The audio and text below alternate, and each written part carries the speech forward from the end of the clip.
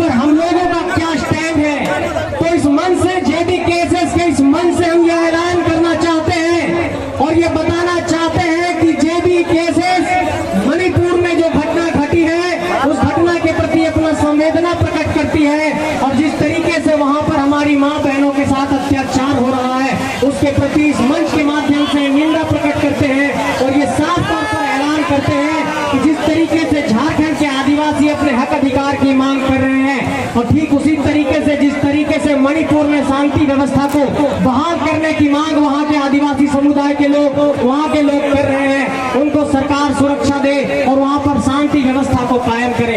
ये बात आप लोग कह रहे होंगे कि ये झारखंड के लिए सभा है, लेकिन मैंने मणिपुर का जिक्र क्यों किया? मेरे साथियों, हम लोग यहाँ से पूरे देश को एक संदेश दे रहे हैं कि झारखंड के मूलवासी और आदिवासी जाग गए हैं और झारखंड के तमाम इलाकों में ये जो आंदोलन चल रहा है इसने सिर्फ झारखंड के ही राजनीतिक सत्ता को ही नहीं पूरे देश को एक संदेश दिया है, पूरे दुनिया को एक संदेश दिया है कि झारखंड के 20-30 साल के नौजवान पूरे झारखंड में आंदोलन करके यहाँ की धरती को हिला दिए हैं और यहाँ की सत्ता को हिला दिए हैं।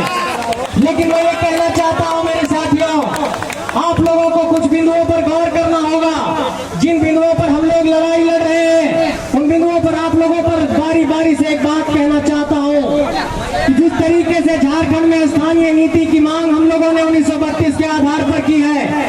और आपको याद होगा कि यहाँ पर एक विधेयक का ड्राफ्ट तैयार होकर राज्यपाल के पास भी गया था, लेकिन राज्यपाल ने उसे वापस कर दिया और झारखंड के 14 सांसद में से किसी भी सांसद ने देश के लोकसभा के भीतर इस बात की आवाज बुलंद नहीं की कि झारखंड में 1932 के आधार पर स्थानीय नीति परिभाषित होनी चाहिए। इसका मतलब इस बात पर भी आपको चिंता करना होगा कि जब हमारा विधेयक बन करके राज्यपाल के पास जाता है, जब 9वीं अनुसूची में हमारे विधेयक को शामिल करने की बात आती है तो केंद्र सरकार उसे शामिल नहीं करती है। इसका मतलब जितना दोषी यहाँ पर सरकार है उतना ही दोषी केंद्र की भी सरकार है। किसी एक को दोष नहीं, दोनों के दोष पर हम लोगों का पर्दा हटाना होगा। साथियों, एक बात और आप सबसे कहना चाहते हैं कि ये तो हमारा स्थानीय नीति का बात हुआ, लेकिन हम ये कहना चाहते हैं यहाँ से कि जब नियोजन नीति बनती है तो न्यायालय भी उसे रद्द कर देता है। ये हम कहना चाहते हैं कि झारखंड के 3.25 करोड़ की आबादी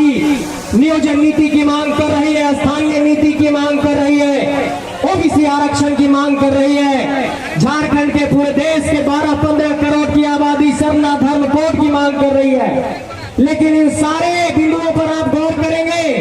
तो सरना धर्म कोड का जो विधेयक था केंद्र में गया, रुक गया। ओबीसी का आरक्षण गया राज्यपाल के पास, राज्यपाल ने वापस कर दिया। 1932 का खतियान गया राज्यपाल के पास, राज्यपाल ने वापस कर दिया।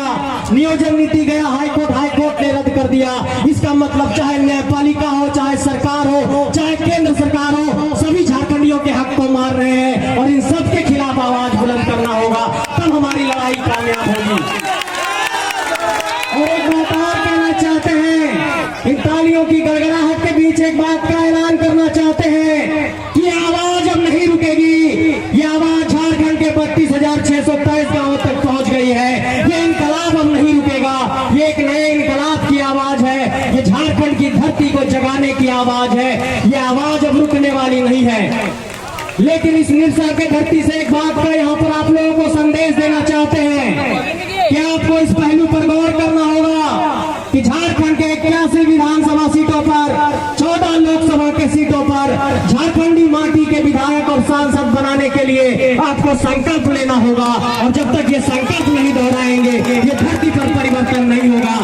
मेरे साथियों, आप सबसे ये कहना चाहते हैं कि अगर यही धनबाद की धरती पर गौर करते हैं तो यहाँ के सांसद झारखंडी माटी से नहीं है, बगल में हजारीबाग की धरती है,